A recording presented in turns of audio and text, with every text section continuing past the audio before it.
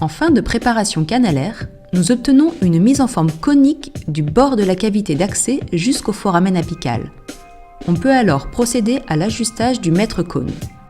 On choisit un cône de gutta non calibré de conicité proche du dernier instrument de mise en forme. Ce cône est calibré à la longueur de travail et au diamètre de la constriction apicale. On doit sentir une résistance au retrait à 0,5 mm de la longueur de travail, c'est le tug-back. On contrôle radiographiquement la position du mètre cône par rapport à la longueur de travail. On doit choisir le finger spreader, le plus gros allant à la longueur de travail moins 2 mm sans friction. Le cône est placé dans de l'hypochlorite de sodium pour assurer sa désinfection, puis séché à l'aide d'une compresse stérile. On vérifie une dernière fois la perméabilité apicale,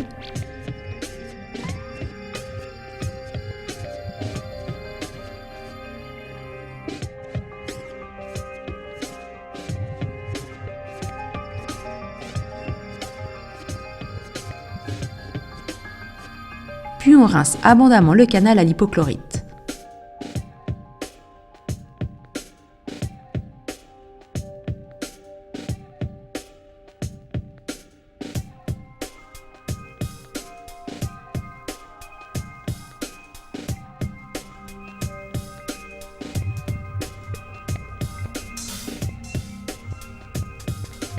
Le canal est ensuite séché à l'aide de pointes de papier stérile.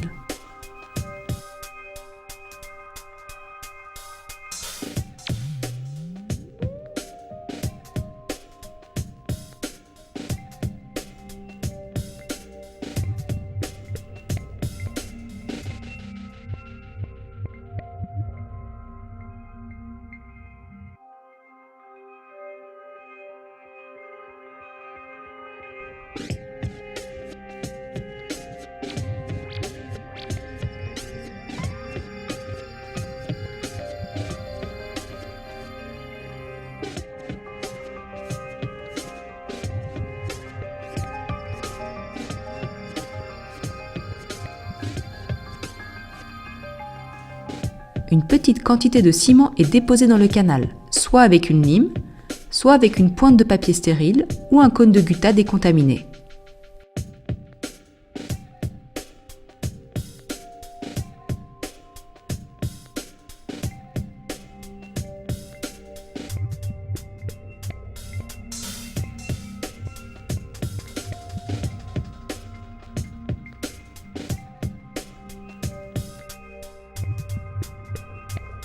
Le mètre cône enduit d'une fine couche de ciment est alors introduit à la longueur de travail.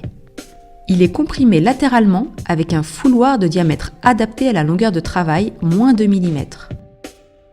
Le fouloir est retiré en faisant de petits mouvements de rotation alternés. Un second cône enduit d'une fine couche de ciment est ensuite introduit dans l'espace laissé par le fouloir. Il est comprimé latéralement avec un fouloir.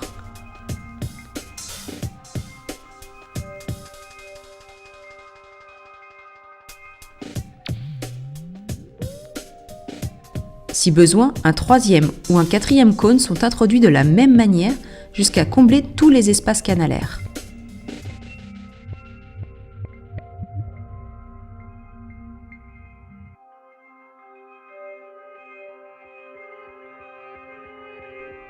On effectue alors un contrôle radiographique de l'obturation.